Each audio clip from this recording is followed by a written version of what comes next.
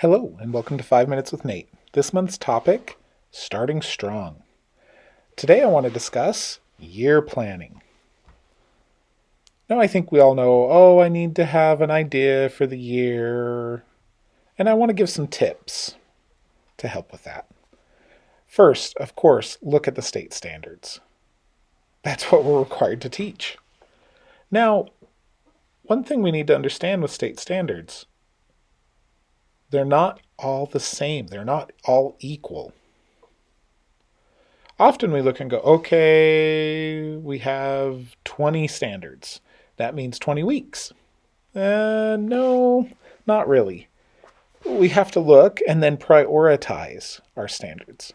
For example, in third grade math, for geometry, there's a concept that says take a shape and divide it into equal parts. So into fourths, into fifths, into thirds. Helps with the concept of fractions and also the area of a shape. Great concept. But compare that to learning how to multiply and the whole foundations for multiplication.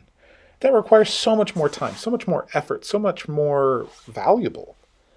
And this geometry concept is fun and easy. So my time investment is not going to be the same. I'm really going to invest in multiplication, but not so much in that. So take a look at it, at your standards, and prioritize them. Also, as you're looking at the standards, get the big idea for the year.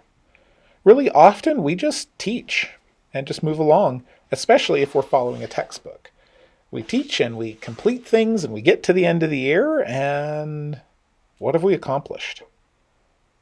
What's going to stick in students' minds forever? So we need to question yourself, what's the big idea for the year? So I'm teaching August to May or June, and then I get done. What can students do? What have they become? What have they learned? It's important for us to set a big idea for the year. Now that big idea leads to smaller ideas, to structuring our chapters or units. They have their own big ideas that link to the big idea, main idea for the year. And so it all leads together. Also helps with project-based learning or personalized learning. Instead of, our goal is to finish the book, what's our big goal?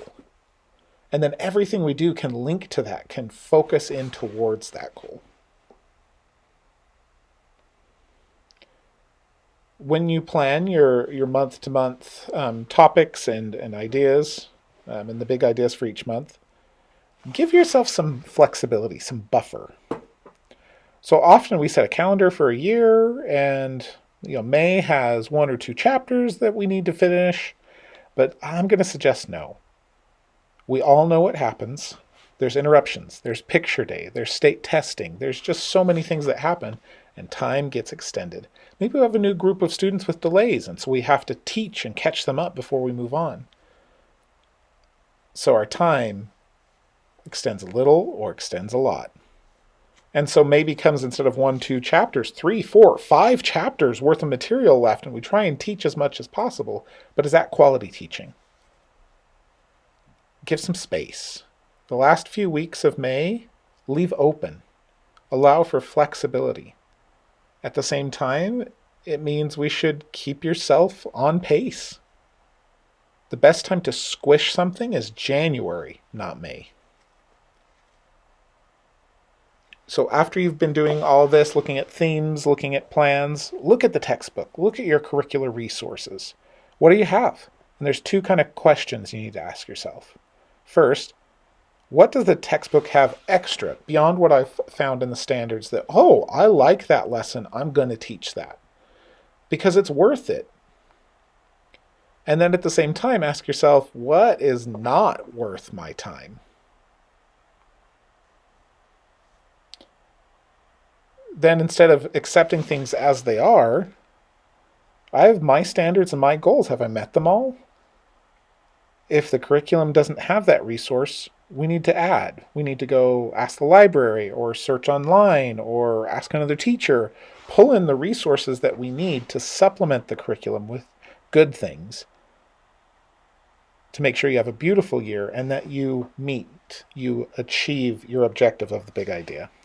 So that's 5 Minutes with Nate. Have a great day and a great year.